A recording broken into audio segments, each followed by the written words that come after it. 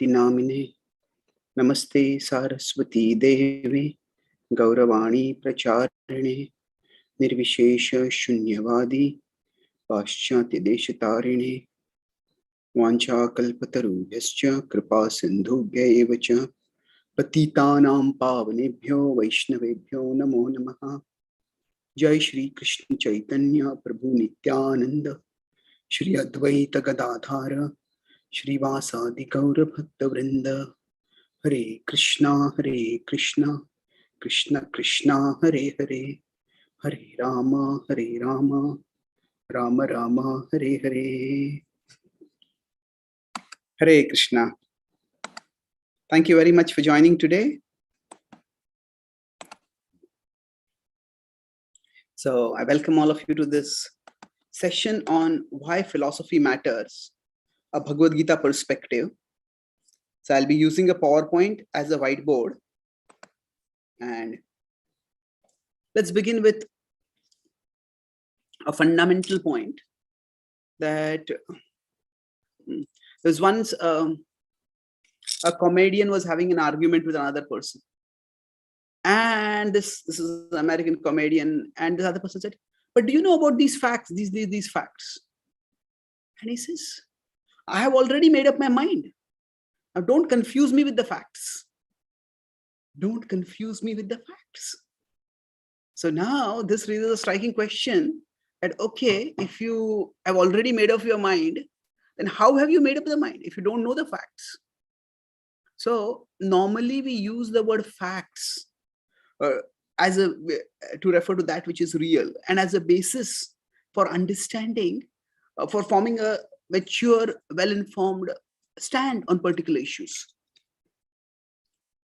So we generally associate facts with physical, tangible realities. However, the word fact itself is related with factuary, which means to manufacture or to create. That means our senses perceive things, and then based on the perceptions, we arrive at certain understandings. So the point is that there are no such thing that facts don't exist just out there. Facts exist in the basis in how we interpret them. That what happens is two people may look at the same thing and they may see completely different perspectives. Why is that? Because they're not just seeing the thing as it is. If we consider our common usage, when we say the word I see, what does it mean? See can refer to the physical act of perception.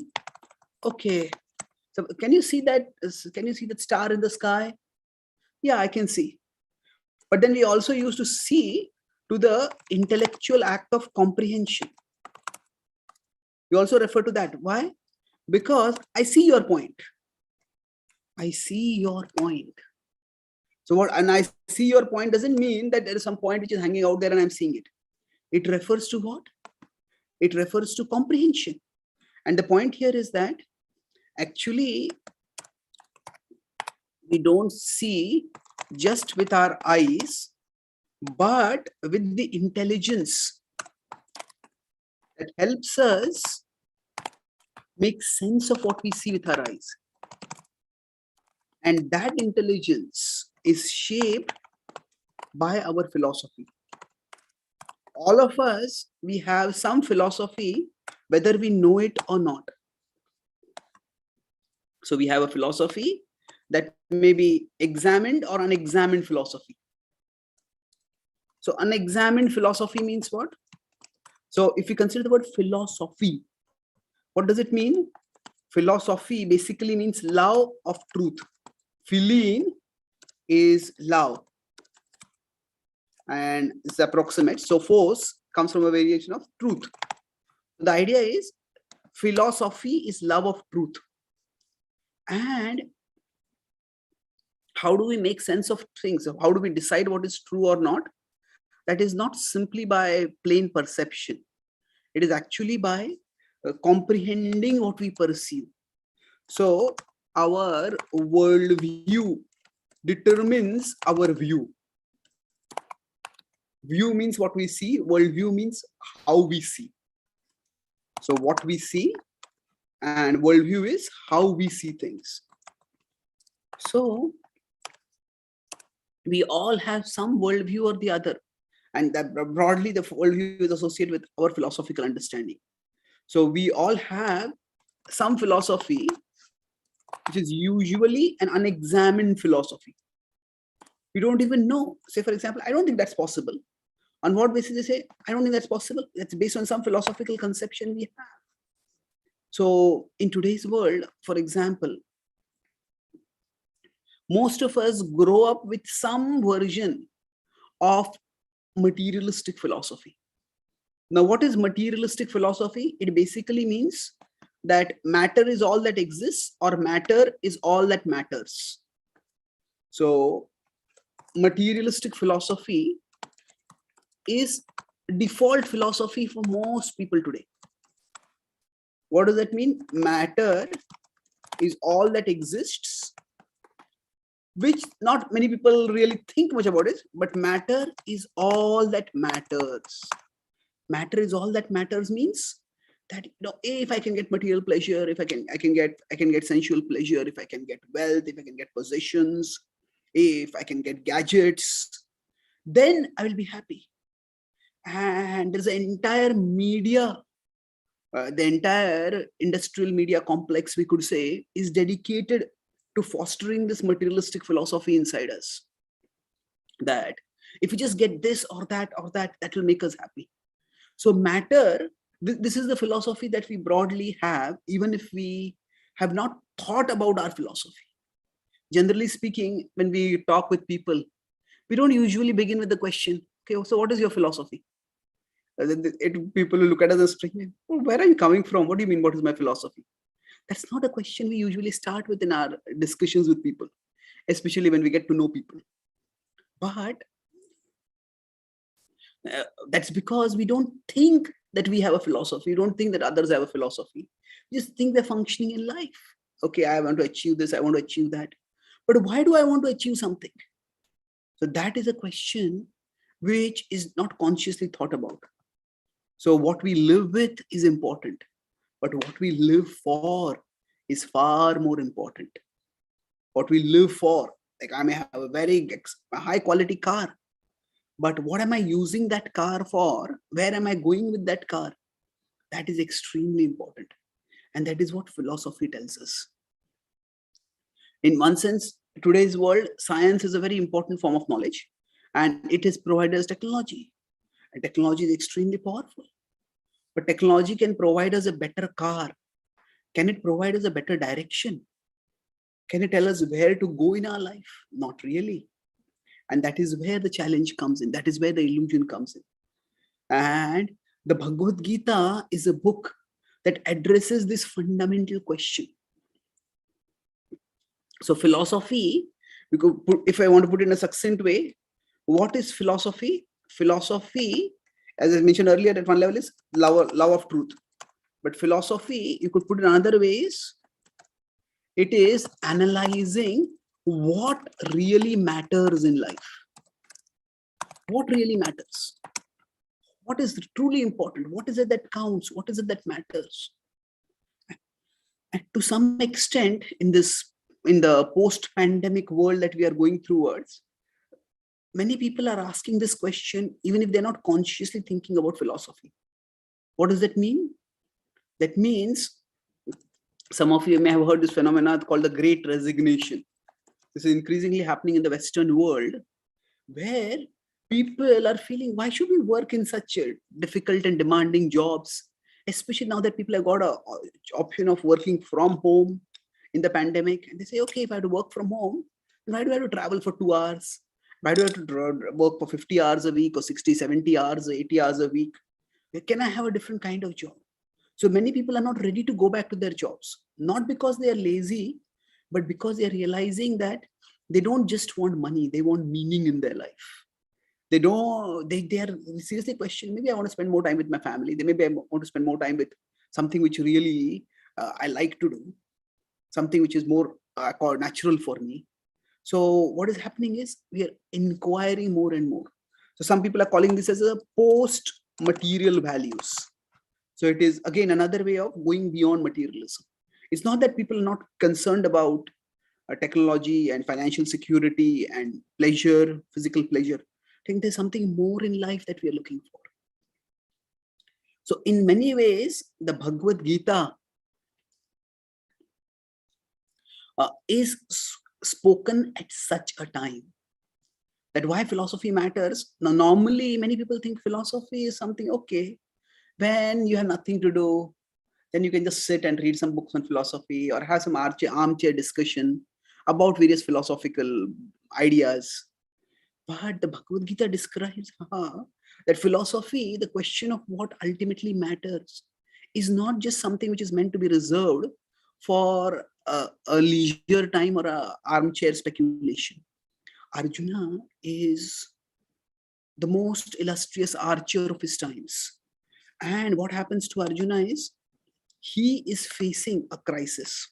So if you consider the Gita's setting, Arjuna is about to fight a war. And it's a very difficult situation for him, about to fight a war. And this war is against his own relatives, against his own venerable elders. And at that time, he starts asking, is it worth it? I have to fight against my elders. What really matters? So he asks, what is truly important? What really matters? What is the right thing to do? And that question is what leads to the Bhagavad Gita essentially. That is what leads to the Bhagavad Gita being spoken. So we all get this question sooner or later. That what really counts in my life? Of course, we all need some, we have some basic necessities for survival, and they are absolutely important. But beyond that, what really matters in life, that is something which has to be carefully analyzed and decided. So today I will present the Bhagavad Gita's philosophy and how it is relevant to us using an acronym. That is, that this acronym will also talk about 4 key teachings of the Gita. So MAIL, that is the acronym, MAIL. And so this M refers to the mind, A refers to action, I to intelligence, and L to love. And these 4 points correlate with 4 core teachings of the Gita. The mind, I'll explain in terms of Dhyana Yoga, the action in terms of Karma Yoga, intelligence in terms of Jnana Yoga, and love in terms of Bhakti Yoga. And how all these form a holistic worldview, a holistic philosophy that can empower us today in the world we live in. That is the theme we'll be discussing. So a quick recap, why philosophy matters? Because when we look at things, we just don't look at things. We try to make sense of things using our intelligence. And when we use our intelligence, that means basically we prioritize. This is more important, this is less important. This is what I should be seeking, this is what I should not be seeking. And that prioritization is done by our philosophy. So philosophy is what did our philosophy, whether it may be examined or unexamined, it determines what we pursue, what we focus on, and what we make of our life. So what are the things that really matter? That is determined by our philosophy. So now the first thing, so here what are we trying to do is the components of the Gita's philosophy. That's what we are trying to discuss. So how do we decide what matters? One of the things that shapes it is our own mind. Now, the mind is itself a big, you could say, an enigma in the Bhagavad Gita. It's an enigma in the Bhagavad Gita. It's an enigma in daily life. It's an enigma even in modern psychology. Psychology earlier used to was the study logos, study psyche is the mind, the self. But now, because the mind is not objectively definable, where is the mind? So often it is reduced to the study of human behavior. But we all perceive that we have a mind, and the mind troubles us in many different ways at different times. So what exactly is the mind? So the Gita explains that just as we have a hardware and a software, so the mind is like a transitional ware. Transitional ware means it connects, it helps us do a transition. The Gita explains that our existence is three levels: body, mind, and soul. So the mind is like our lower self. Lower self means the part, something inside us, but which always prompts us to make unhealthy choices, which often makes us act in ways that are counterproductive, that are destructive. So we may overeat, we may oversleep, we may overindulge in things, we may give too much time to trivial things and neglect really serious things. So all that is a part of our mind. Mind's impelling. So it is something inside us which works against us. So the body is like the hardware, the mind is the software, and the soul is the user. The soul is the user. What this means is that if we are using a device, any of you are probably watching this on a phone or a laptop or a tablet. So if that device software gets corrupted, then its utility gets impeded substantially. So that's what is happening to all of us in today's world, that the mind is getting corrupted by various negative, short-sighted desires, emotions. And that is what also happened to Arjuna. Arjuna's, and the Bhagavad Gita, start of the Bhagavad Gita, his priorities got confused. What should I really be seeking for in life? So for all of us, we often have a particular kind of vision or program, again, often unexamined. Okay, I'll do this, I'll do this, I'll do this, and that's how my life will move forward. But then suddenly one day we find that, hey, what's going on? Is this really what I want to do in life? What am I meant to do in my life? We face some crisis, we face some adversity. So then the mind just goes completely off track. It gets completely disoriented. And that's how people can get anxiety attacks, people can get depression, people can become even suicidal. Why? Because what happens is, with our mind has an unexamined philosophy inside it, an unexamined worldview. So what happens is, the mind has an unexamined philosophy within it, but then reality exposes that philosophy to be a philosophy. What is a philosophy? Philosophy is the sophistry of fools. Sophistry is the false reasoning of fools. And when this happens, I think some people may think, oh, if I just get sufficient wealth, then I can solve all my problems. And then we encounter that maybe a loved one gets a disease, and no matter how much money we can provide, the disease has no cure. And we start thinking, okay, what am I living for?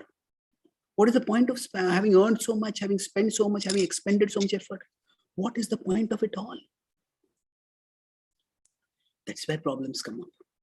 So it's like, you could say another metaphor to understand the philosophy is like our inner map. It's like our inner map. And when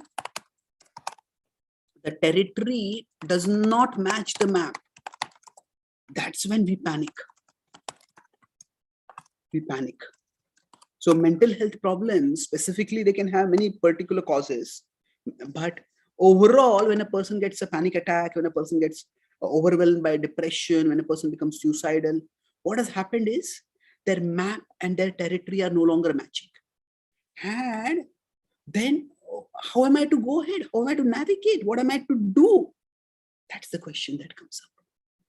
And it is this that the Gita addresses. The Gita says that if we want to address our mind, what do we need to do? We need to do two things, abhyasa and vairagya. We need to be feeding the mind something healthy, and we need to be fencing the mind from that which is unhealthy. So the mind is not our enemy. What is inside the mind is our enemy.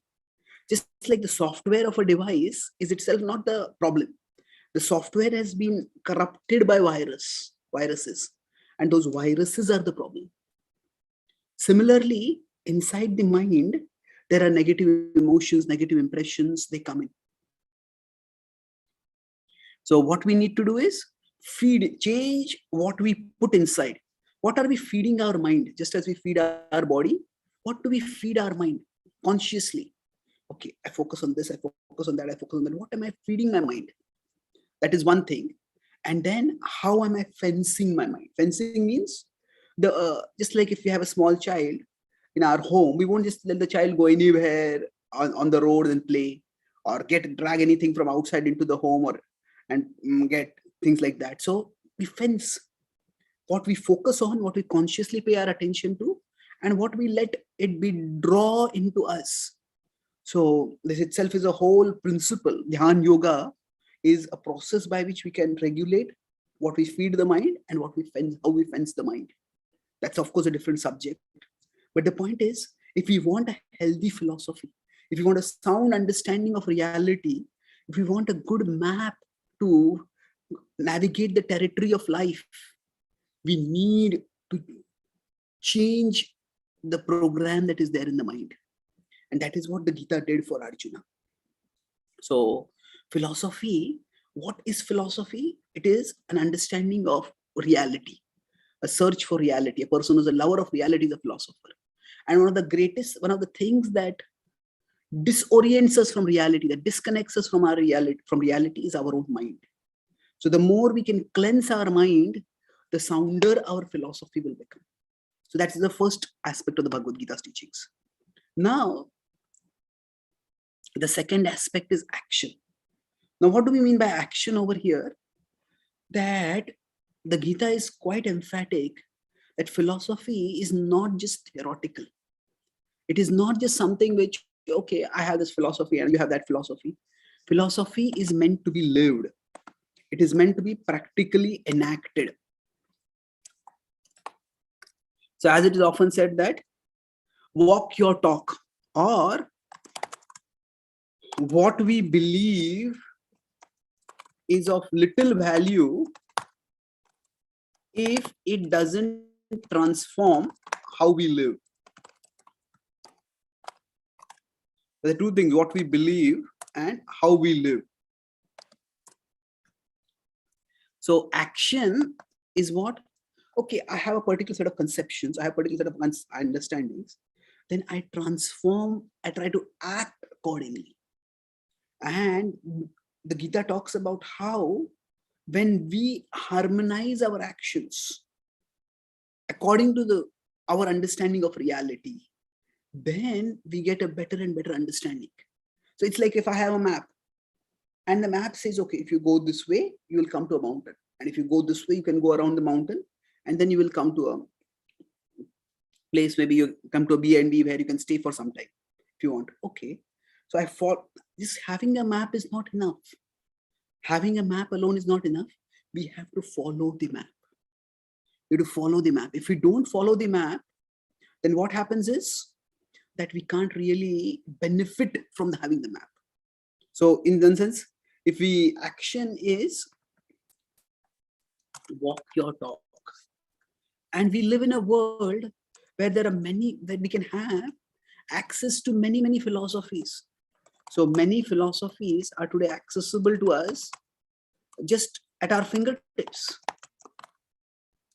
We can just click and go to any prominent philosopher and find out what their teachings are. Eastern philosophers, Western philosophers. And we can get completely confused. Okay, if I want a map, there are so many different maps. What do I do with these? So one way to look at the soundness of any philosophy is to look at the effect of that philosophy on the philosopher itself. That means, did this philosophy actually improve the quality of life of the philosopher? So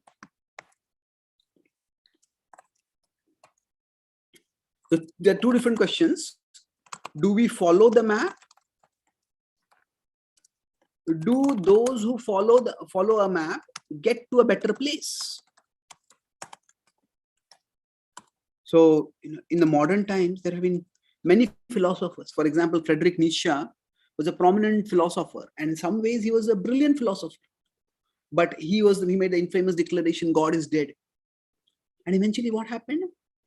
When he was barely in his early middle ages, he went insane. And he was taken care of by his religious mother in his final years, and he died. Similarly, Alberto Camus was another philosopher. He said that life is just suffering. And the only philosophical question worth asking is whether to commit suicide today or tomorrow. And eventually he also ended up ending his life. So if we look at the personal lives of many prominent philosophers, by prominent Western philosophers, if we consider, they end in tragedy. Now, there's a significant difference. Philosophy may begin with tragedy. That means that when somebody faces a very great pain or trauma, that's what may make somebody philosophical. And that's perfectly reasonable. That is the way most people turn toward philosophy. But if a person postulates a particular philosophy and tries to live according to that philosophy, then what happens? Does it improve the quality of their life? If it does not, if they themselves get hung up with depression, if they themselves face mental health problems, if they themselves become suicidal, then what is the use of such a philosophy? So if we see what happens with the Bhagavad Gita, is that there is a beautiful level of symbolism in the Gita. Now, symbolism means what? That a symbol points to something which is real. Like if we are on a road says, okay, this is a curve over here. So the curve symbol points to a physical curve in the road. So the Gita begins with Arjuna putting aside his bow, saying, I can't fight. He says, Visrujya sasaram chapam shoka samvigna manasaha. This is 146, the end of the first chapter. And it ends with Arjuna picking up his bow. That is, Yatra Partho Dhanurdharaha. That Partha is Dhanurdharaha. He's the person who has now picked up his bow in readiness to fight. So Arjuna's bow represents our determination, our enthusiasm, our conviction. So what happens is, we all may get disoriented by life's complexities, by life's perplexities, by life's adversities. But if we turn toward the Gita and take shelter in the wisdom of the Gita, use it as a map and start taking even baby steps according to it, we'll find that our determination will come back. We'll find that we will be guided. So there are two things which I'm talking over here. One is that I said philosophy has to be lived, and living needs to take us to a better place. So the Gita is a practical guidebook. It is a guidebook for living. And when Arjuna decides to live according to that guidebook, he becomes much more composed. He becomes much more clear. He becomes much more confident. So action, how to act in life. What is the most effective way to live? That is the guidance that the Gita gives. And philosophy that is divorced from action just becomes intellectual speculation. But the Gita doesn't do that. It is philosophy which is tangibly connected with solid action in our life. That is the second part. A is action. Now, after action, we'll move to intelligence. When I talk about intelligence, what exactly do I mean? The word intelligence is often used in today's world, and you say, okay, this person is very intelligent. They can go ahead. They can go very well ahead in their lives. Maybe this person has a bright career ahead of them, and that's wonderful. But intelligence is not just IQ. It is one of the perplexities of modern society, that often intelligence is equated with the IQ. And yes, students who have good IQ, they do well in their studies. They do get good education. They do get good jobs. But it has been found that high IQ does not always correlate with the high success. It's a reasonable predictor of success, but there are a lot of exceptions. The smartest people, the most successful people, don't always have the highest IQ. And the highest IQ people are not always the smartest. That's why now various other kinds of quotients have been talked about. EQ is being talked about. There are street smarts, as people say. So street smarts means practical intelligence. So when you talk about intelligence, the essence of intelligence is decision-making ability. Decision-making ability. Okay, should I do this or should I do that? How should I decide what to do? So earlier when I talked about the mind and the intelligence, what is the difference over here? The mind is what processes. Okay, is this important? This is important. But the intelligence is what acts, what enacts, what implements. So it's like if you're driving a car, we need a clear front screen so that we can see what is ahead of us. But we also need a functional steering mechanism. The steering wheel needs to work, the gas needs to work, the accelerator needs to work. So the steering mechanism, that is the intelligence. So we need both. Without both, we can't function. And unfortunately, in today's world, what happens is our education provides us a lot of IQ. But that IQ alone does not help us to make sound decisions. That is where philosophy comes in. IQ helps us to analyze, okay, when there are mathematical problems, when there are technical problems, IQ can help us big time in that. But what about life problems? When life is not like a math sum to be solved. Life is not like a crossword puzzle to be cracked. Life is far more complicated than that. Now, it's ironic that people say, those people who don't say, I don't care for philosophy. What happens to them? They also consider certain things to be very meaningful. They may consider, I want to get this project. I want to buy this car. Or even in today's world, I want to play this video game and I want to win this video game. I want to do X, Y, Z. There are many things which people claim they want to do. But then overall, what matters in life? What is it that ultimately counts? For that, they have no answer. So what happens for many people, they say this is illogical. When they come towards philosophy, they may say, okay, I can't make sense of this. I can't make sense of that. I can't make sense of that. Okay, you can't make sense of this or that or that. But can you make sense of life itself? What do I mean here by life? Can you make sense of life itself? So what happens is the very people, what islets of meaning is, islets is islands. So islets of meaning is, okay, I can say my job, my status matters to me. My status matters.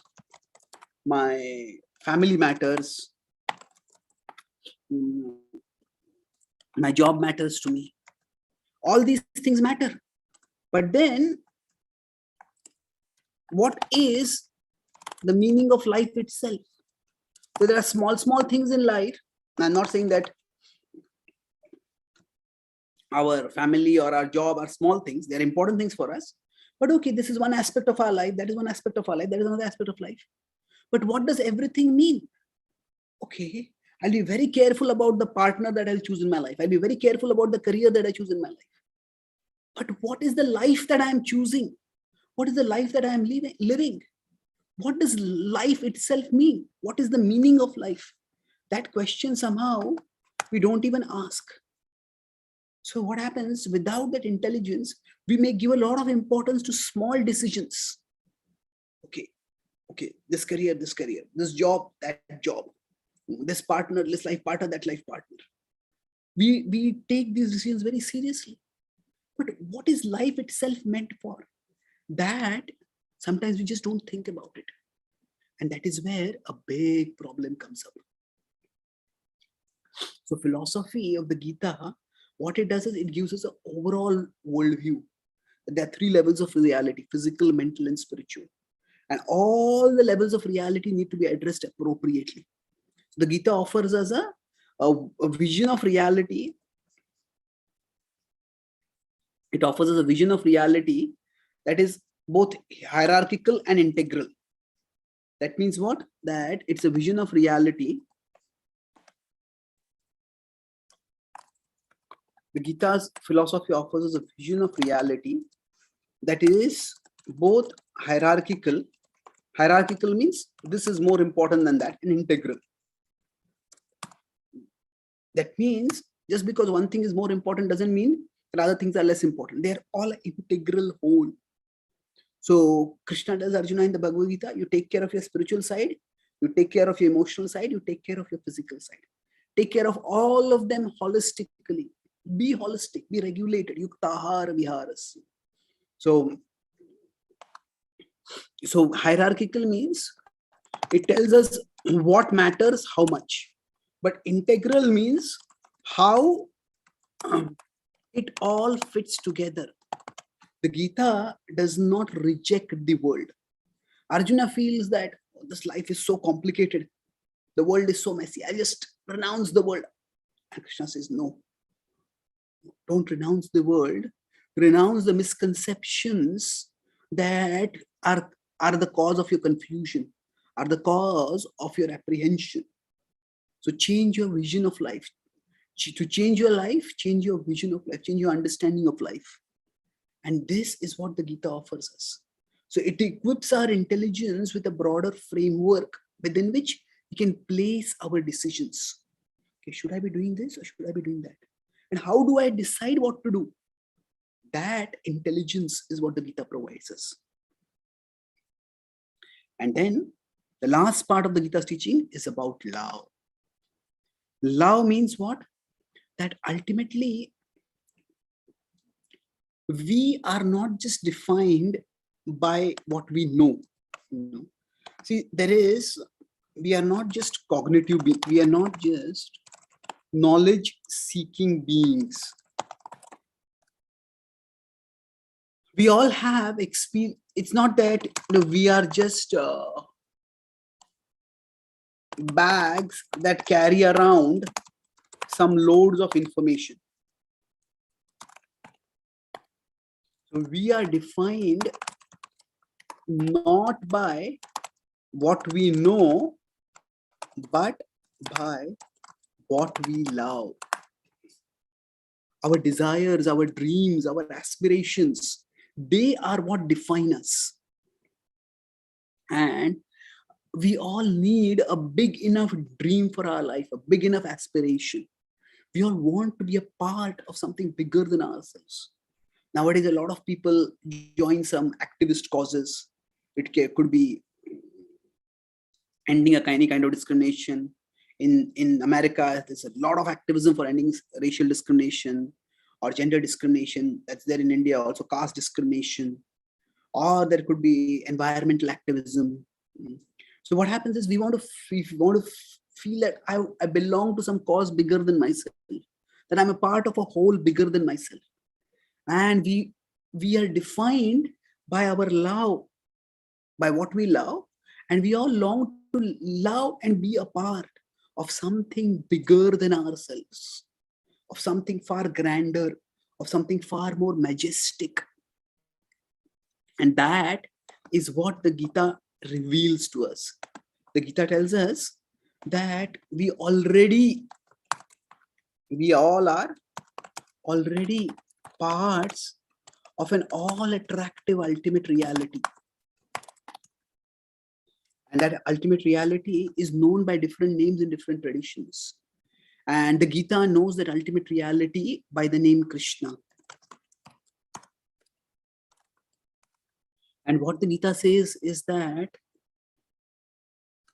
we all can be a part of a far grander plan for our own well-being and for the well-being of others, for the well-being of the world at large. So the Gita's ultimate message is, how does our life become meaningful? Our life becomes meaningful when we act in harmony with the ultimate reality. So rather than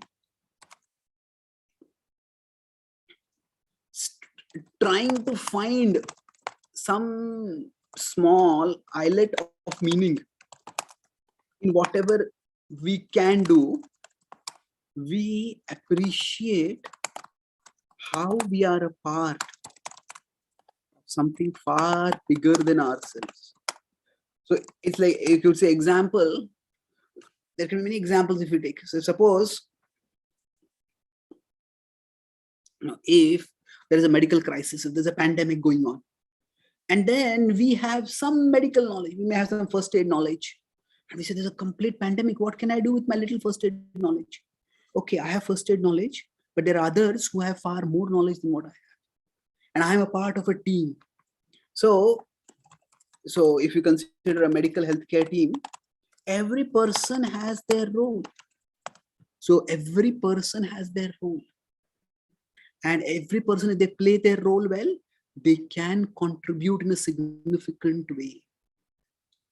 So love means when we learn to develop our devotion for the ultimate reality, Krishna, that gives us inner satisfaction, that gives us inner conviction. And what is the result of that inner conviction? The result is that two things. So when we learn to love Krishna, the ultimate reality, two things happen.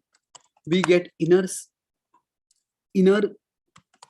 satisfaction, and we make outer contribution.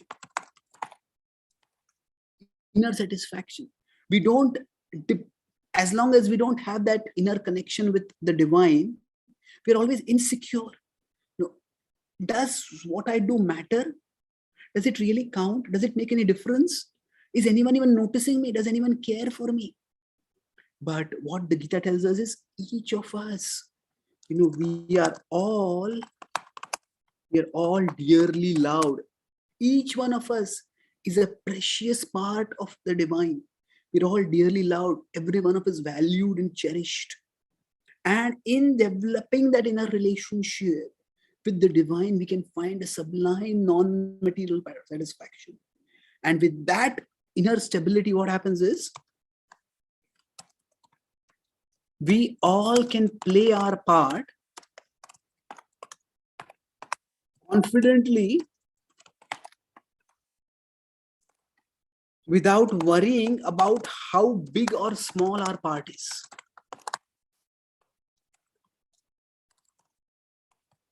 We don't need a bigger part to be happy. To be happy, we don't need a bigger part. We just need to play our part better. We just need to play our part better. So this is the Gita's essential teaching, that we just need to play our part better. And once we play our part better, what happens is each one of us will find extraordinary satisfaction. We'll find immense satisfaction in our lives. Why? Because that insecurity will all go away. And Arjuna realized that this war which he was facing was something which was beyond his control. Circumstances had brought him to that war, and there is a higher benevolent plan for the world's welfare. And he just had to play his part. And if he played his part, he would find contentment and he would do good in the world. So each one of us, our life has significance because we are connected with the divine. So the Gita's philosophy is ultimately a philosophy of love. It's a philosophy that is grounded in love. Love for the divine and love for everyone as a part of the divine. And with this philosophical understanding, whatever adversity we may be facing, we can face it with greater confidence, with greater clarity, and with greater effectiveness. So I'll summarize what I spoke today, and then we can have a few questions. Broadly speaking, I spoke on this acronym MAIL. So, but before that, we talked about, the topic was why philosophy matters, because our view is determined by our worldview. We just don't see things as they are. We see things as a process with our intelligence. And philosophy, what it does do, it provides a framework for deciding what really matters. And that's why philosophy is important. Because if we don't consciously analyze our philosophy or adopt a philosophy, we are unconsciously being controlled. Our choices are being determined by a philosophy that we have not even examined. We are deciding, okay, this is more important, this is less important. So we may be deciding this based on a materialistic philosophy, but materialism is itself inadequate. because things matter, but what we do with things matters even more. What we live with matters. It's good to have a good car, but what we live for matters even more. Where do I want to go with my car? What is the destination? That matters even more. So philosophy provides us a framework for deciding what really matters. Now, with this in mind, then we discussed about how the Gita provided Arjuna a philosophy when he faced a crisis of meaning.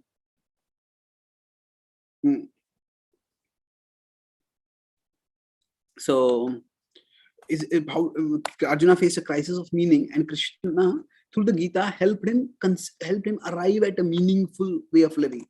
First, we discussed the mind, MAIL acronym. Mind was what? Mind has a map. It's like a map which is unexamined, and sometimes it misguides. And then when the misalignment between the map and the territory becomes huge, that's the time we experience a mental collapse. Mental health problems become enormous. So what do we need to do is, we need to, by feeding and fencing the mind, we can change the map so that it aligns better with reality. Then I talk about action. Action means philosophy is not just something which is meant to be idly speculated about. It is meant to be lived. So philosophy, it means to provide us guidance for living, and it should make our life better. We discussed how many philosophers in modern times, they themselves were nihilistic, but they eventually ended up becoming suicidal. But the Gita actually empowers Arjuna, restoring his confidence. Just as he picked up his Gandiva bow, similarly our confidence, our determination can be restored by the study of the Gita. Then intelligence, talked about, this is not just IQ. It is about making decisions in life. What is the framework? What is the basis by which we make decisions in life? And for that, it's the mind is like the front view mirror, and the intelligence is like the steering mechanism. So the buddhi enables us to place things in a broader perspective and then choose effectively. So Gita's worldview helps us show how reality is both hierarchical and integral. That there are many different parts of who we are, and then it helps us to make sound decision making. In sound decision making, that was the intelligence part. And the last part was love. Love means that I discussed how it is essentially a matter of, we understand that each one of us is loved by a reality far bigger than ourselves. And when we learn to harmonize with that ultimate reality in a mood of devotion, then each one of us can be better than what we are. That loving connection can provide us inner satisfaction and can maximize our outer contribution. We don't have to be insecure, wondering whether our part is big enough in the world. Is the world noticing us or not? Our success doesn't depend on getting a bigger part. It depends on doing our part better. Thank you very much. Hare Krishna. So I can see a few questions here. So Pankaj Singh is asking, if soul is user, then is it corrupted to act non-devotionally? Well, not exactly corrupted. The soul is not corrupted, but the mind becomes corrupted. It's like, I as a user, if suppose I'm operating a computer, or suppose somebody's playing a video game, or somebody's operating a high-tech device, somebody's a pilot operating a plane, then if the software gets corrupted, they don't get the right information. When they don't get the right information, then naturally what will happen is they'll not be able to function effectively. So something similar happens to us when our mind, the software, gets corrupted. That's when a person starts acting in a way that is disharmonious. So thank you. Now, Sonali Mahulimana, if prarabdha karmas are already fixed, why should one suffer in progress in bhakti? Okay. So now this question about what exactly is fixed and what exactly is not fixed, it is a complicated question. Let's understand some basic principles instead of getting caught in technicalities. I give the example of a car. So essentially, we all, when we are born, we get a particular kind of car. So some of us may have, we consider from birth itself, we have particular kind of genes. So some of us may have a fair complexion. Some of us may have a dark complexion. Some of us may grow to be quite tall. Some of us may be short. So some of us may be genetically disposed towards obesity. Some of us may have a very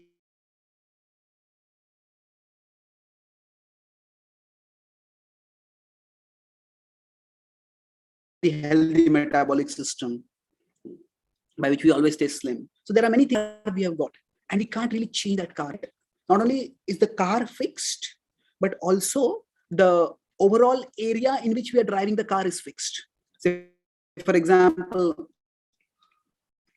now we are all born in the 20th century, 21st, 20th, junction of the 20th, 21st centuries. So what does that mean? That means we live in a particular situation, we face particular challenges. So for example, through technology, we have a lot of connection, but through technology, we have a lot of distraction. And we have to cope with this. Previous generations didn't have to face with the kind of distractions that we had to face today. So what do we do in such a situation?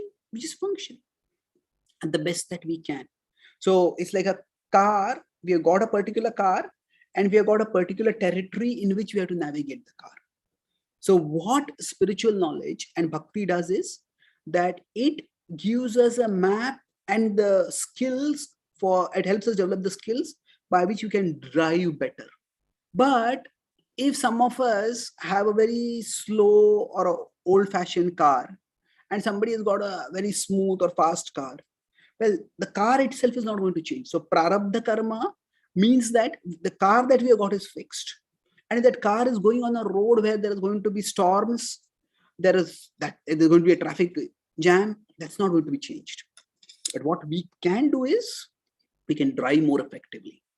And even if there's a big storm, if you're driving carefully, if you're driving skillfully, we can avoid accidents. We can minimize the impact of adverse situations in our life. So bhakti essentially focuses on helping us maximize the positive use of the situation that we are in.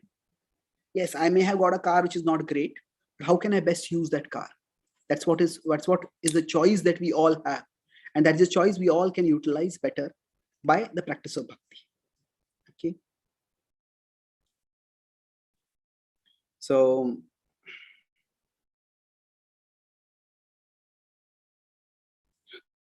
can we change our karma?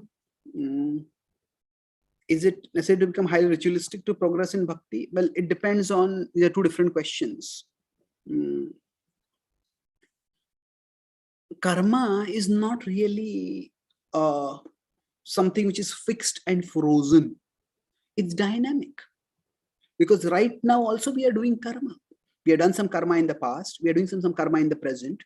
And life is a continuous flux of present and past karma, which all play out in particular ways. So, say for example, three people are walking along a road and they're chatting with each other, and none of them notice that there is some water that has been spilled on the path in front of them. And all three of them slip and fall. Now the first one, the first person just walking near a wall, just catch hold of the wall, catch hold of something near the wall, and they steady themselves.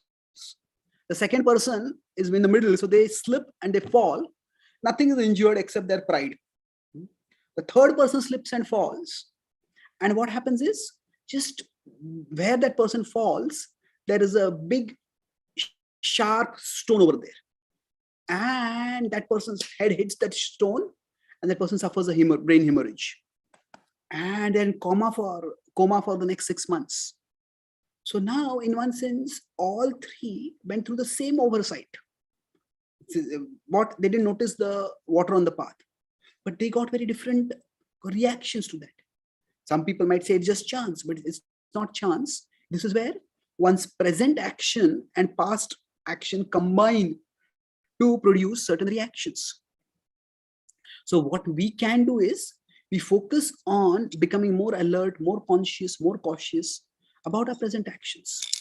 And like I said, somebody might be driving a car, and maybe they are fated to be on the road at a time by their past karma. They are fated to be on the road when another person is driving from the opposite side, and that person is drunk, is under alcoholic influence, and that person is driving wildly.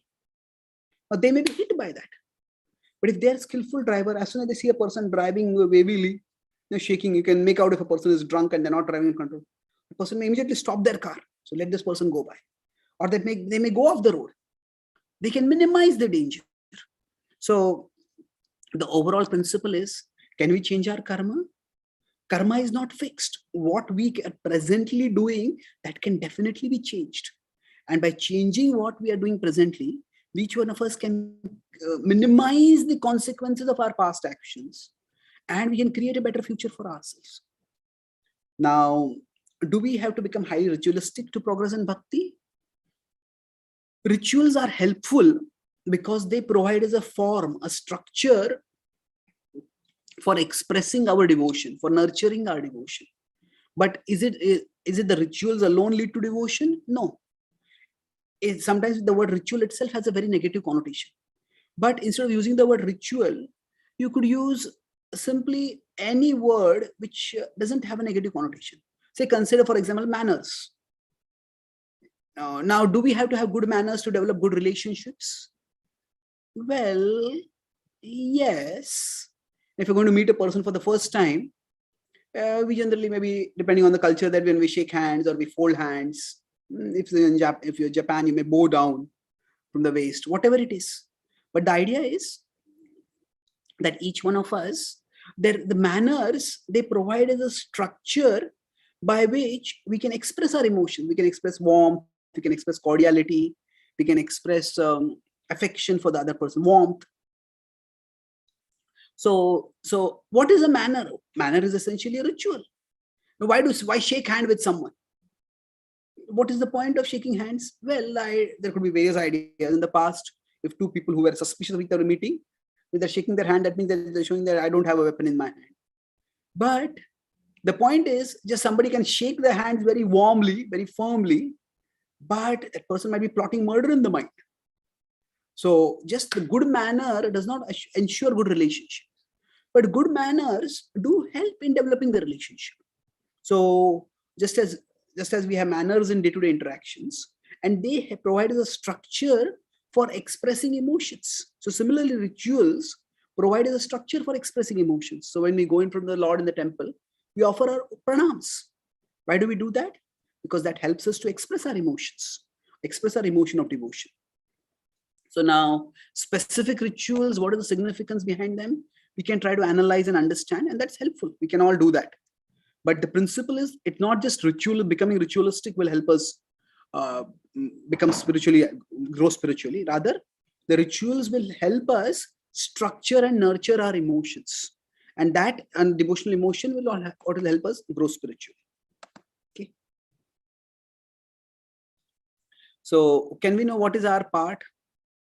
Well, that is a complicated subject, but what we can see is right now, in the situation that I am the situation I am in, what can I do to make things better?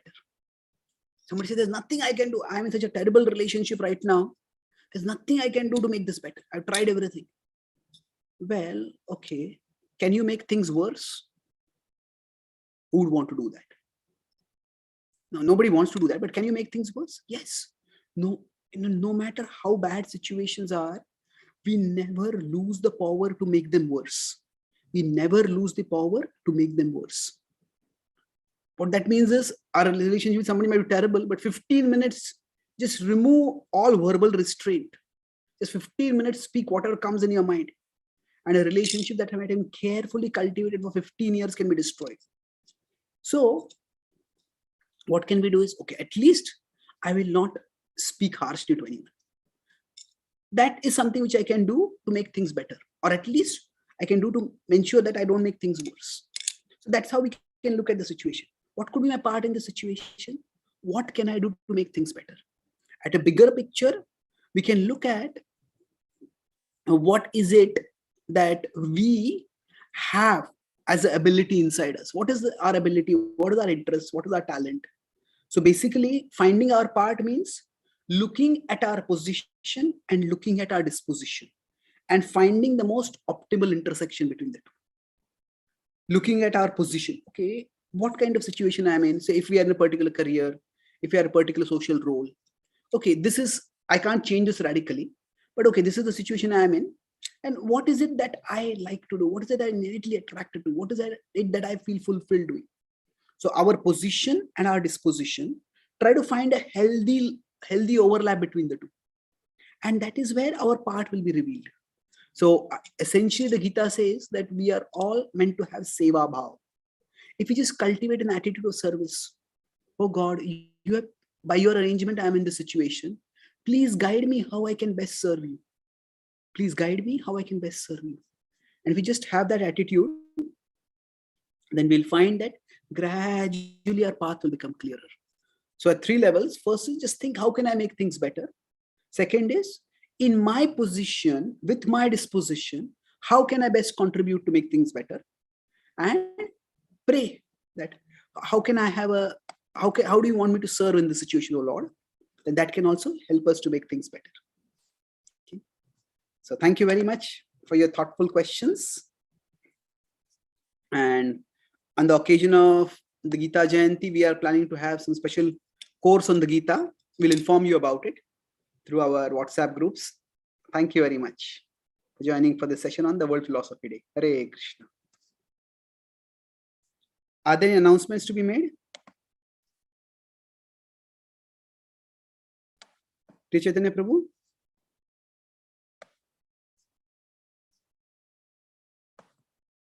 Okay. So thank you very much for joining today. Happy to be of service. Thank you for your kind words. Hare Krishna.